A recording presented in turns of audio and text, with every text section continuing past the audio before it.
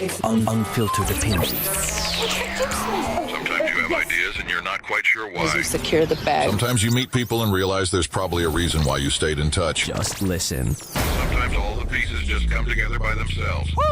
I'm Jimmy Moyaha. And I'm Simon Brown. Welcome to Insider Exchange.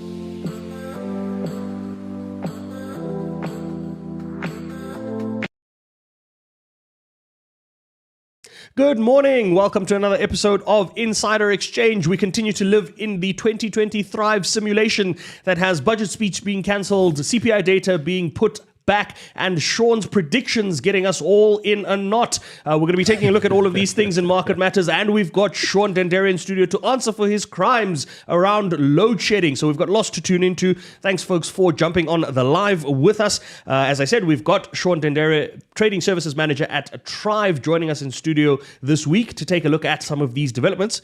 Good morning, Sean. Ever since you spoke on load shedding as your unfiltered opinion, we've been back there a lot more than we'd like to be, Sean. Speak. All right, let's start here. Do we have load shedding today? We had it yesterday. We did have it yesterday. And but yes, when I actually looked this at the morning as ESP well. app this morning, right, I was meant to have load shedding and there was power. So I was like, okay, great. I guess we'll pass the tide. But one thing I'm going to stop doing, no more predictions here. First was the Rand, went terribly wrong.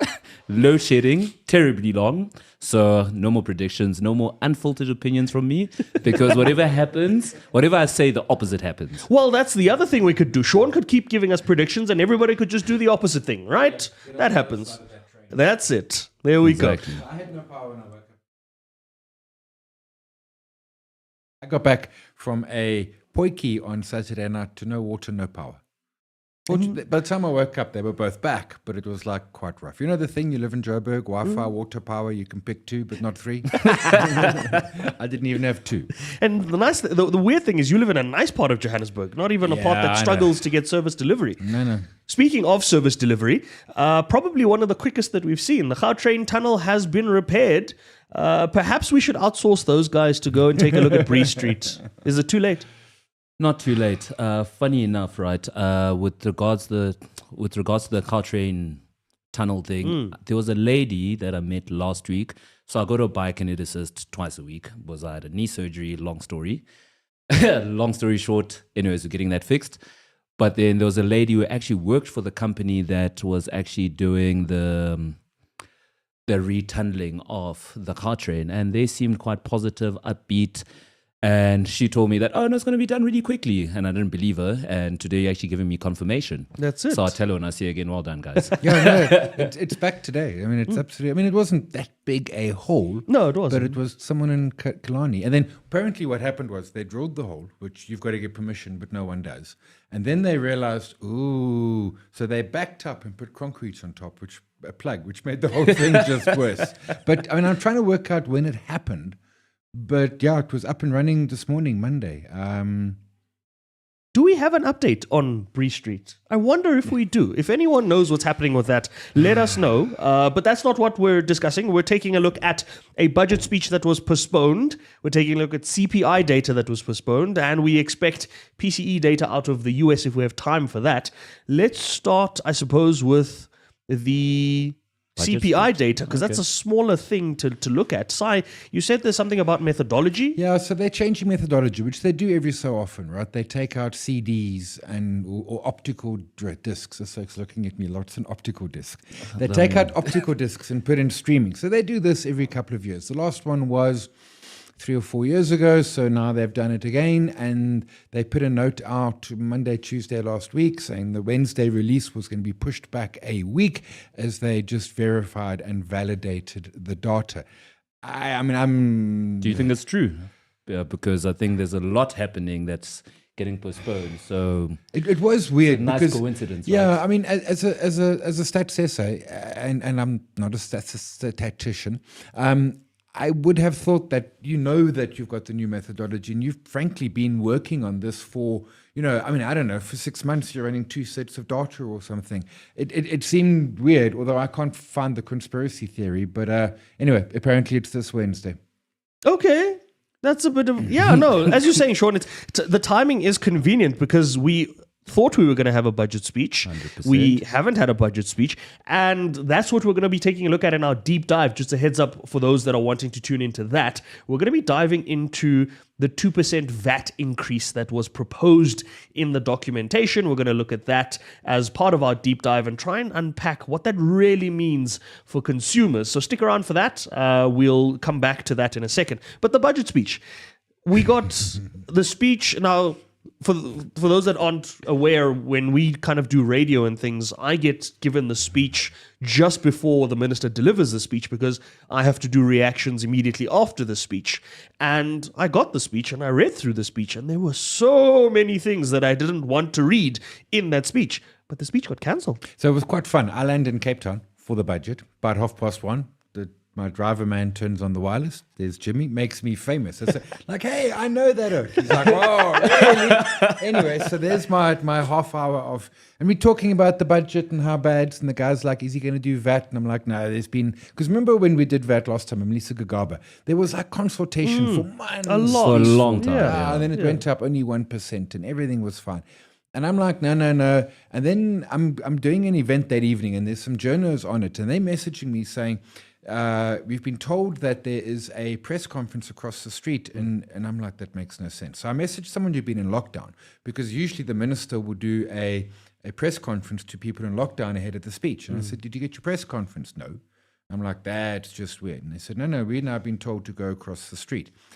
I get to my place about 2:00, nothing's happening. I can hear you like this is getting long. And as I get out the car, like 2:05, the driver's like, they cancelled the budget. So truthfully, we had a budget event that evening. It was a whole lot better because we didn't have to speak about all the boring numbers. We could speak big picture and have fun and stuff. But yeah, no budget. The good thing is, I mean, you'll probably have another trip to Cape Town for the real budget speech. So something to look forward to. So I need to plan it better because I was in. So firstly, it wasn't Cape Town. I went to Durbanville. We should be quite clear about that. Okay. Yeah, and I mean, a wine farm, but still.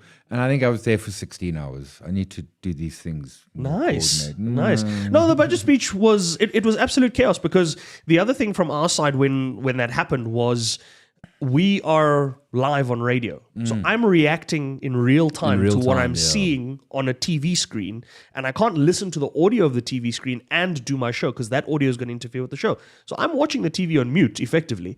And when it hit 2:05, I was like, this minister's never been late for a budget speech. No. Ever. No. He's never been late to deliver one. When it hit 2:10, I said something had to be wrong here, but I still didn't think it would be cancelled. I thought, okay, we'd start late because, postponement, right?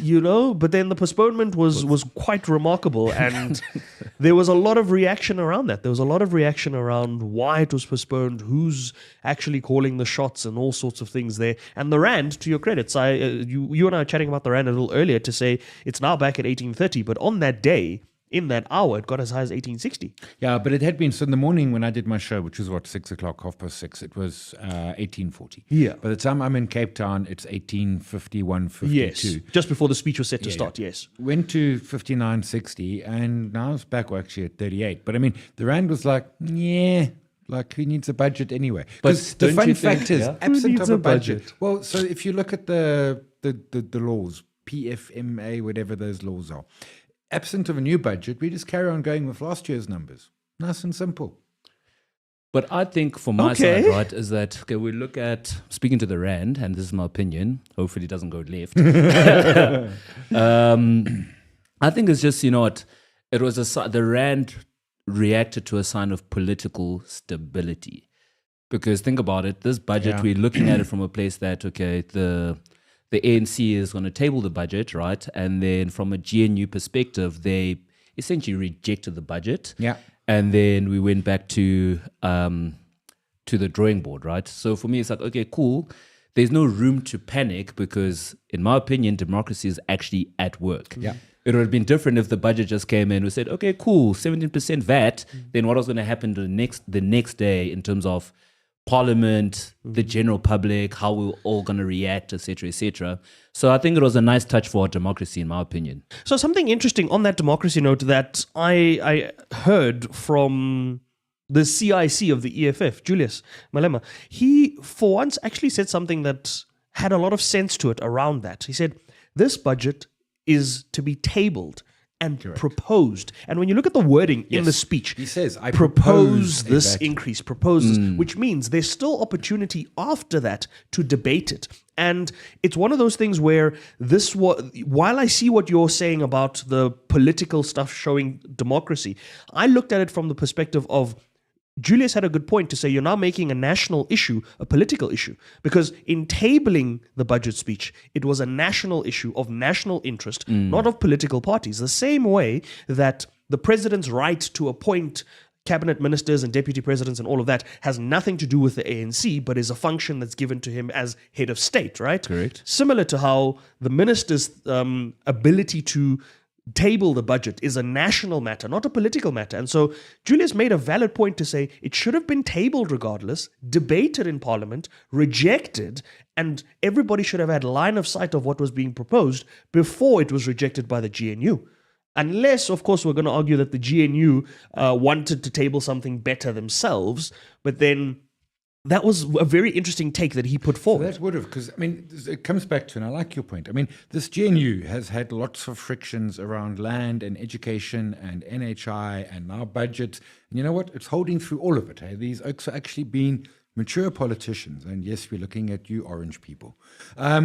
This is like really working properly, like impressively so. And I think it's a big day in our life where you know, the ANC's having to learn that it's not their budget anymore. It's the GNU budget. Yes, it could have been debated, because you're 100% right. That line said we are proposing a VAT increase from 15 to 17. It is a proposal. It gets debated and then it gets voted on.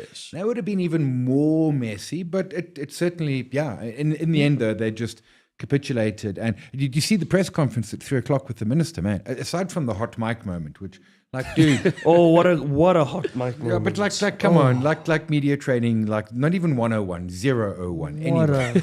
But was he a Tetsi minister? Hey? But also, let's take the mature democracy a step further. When you can't get your budget and you've got to delay it or cancel it or postpone it or whatever, I mean, finance ministers and presidents looking at Julius Truss have fallen for worse. Yeah.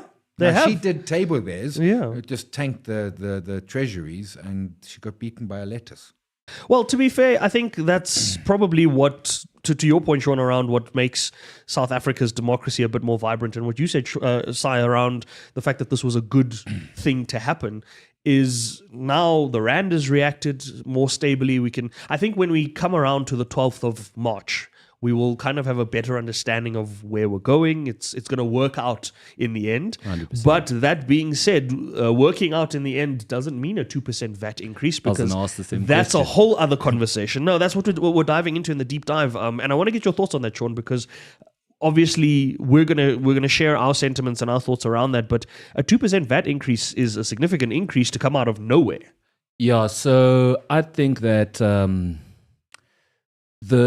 in my opinion, obviously I'm not a tax expert, but it seems counterproductive, because if you look at the points, because obviously I also had a look at the budget speech, and the reason why they're proposing it was to increase social grants, increase civil servants' salaries, and there was a third point, right? Okay, Education, cool. I think, was something. Education. Okay, perfect. So if we look at these salary increases and social grant increases, right?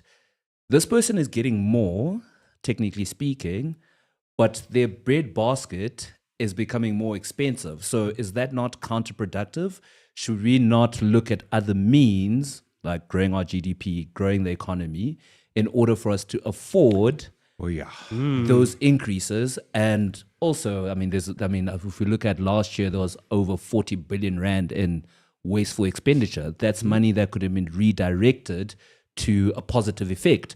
So, okay, cool. The revenue man is going to collect more cash, but by increasing VAT. But the bottom line is that I think it's actually going to have a knock-on negative effect to the people it's trying to help. That is my thought on it. Yeah, so it's three ways you balance a budget, right? In a country example, you raise taxes, you cut spending, or you grow the economy. So we're not doing the other two, but we want to use the one to cover the other two. Yeah. And that, I think that's a fair question to say, really, that's our only option. In our current budget, you couldn't find some fat. It includes 5.5% salary increases to civil servants. and a whole bunch else that is, lurking out there. So I do think, VAT is a very blunt, and my sense, I don't know, if we start raising VAT every so often because we're in a hole, man, we're going to get VAT to 50% before we're done. That should really be, we are in a proper hole. But even then, Sai, even when you look at the VAT increase, and that's what we're going to get into, is what alternative measures are there. There's definitely some fat that can be trimmed from an expenditure point of view. I did a study around it, and we'll get to that in the deep dive. But from a VAT perspective, VAT affects more people. It affects everybody. Everyone, and the increase that they're looking at is only set to generate an extra 60 billion rand in revenues. Yeah. And they wasted 44. Don't forget that. That's part. what I'm saying. So the increase is not even significant enough that it warrants, especially in the view of the commissioner of SARS, Edward Kieswetter. He came out to say, rather than increase VAT, and he said this before the speech, rather than increase VAT, why don't we just collect the 800 billion that we haven't been able to collect so far? Good point. Correct. There are 60 billion for us, big number. Yeah. Right? Massive. I could retire on 60 If I got billion. 60 billion, there would be signs. Like you would never see Simon First of all, again. I wouldn't be here. Yes, you would never see me again. Promises around that one. It's a big number, but in the state of a multi-trillion rand budget, it's petty cash. Yeah. Anyway, that is what we're going to be digging into in the deep dive. Tune in for that, folks. Sean, thank you so much for coming through. Always happy to have you in studio. Always Love a your pleasure. predictions. We always go the opposite direction. We've now learned how to do it. But folks, tune in to the Deep Dive Investor Insights if you want to find out our thoughts around that VAT increase and how we could potentially do things differently to cut back on the budget. We'll leave Market Matters on that note, and we'll be back next week, which is pre the new budget. Or is it 2 weeks before the new budget? 2 weeks to go. Is it 2 weeks to go? Yes. So next week would be the 3rd, and the budget would be tabled on the 12th. So stick around. We'll be back with our live stream every Monday between now and the new budget. Hopefully we actually get the budget. Until then, thanks.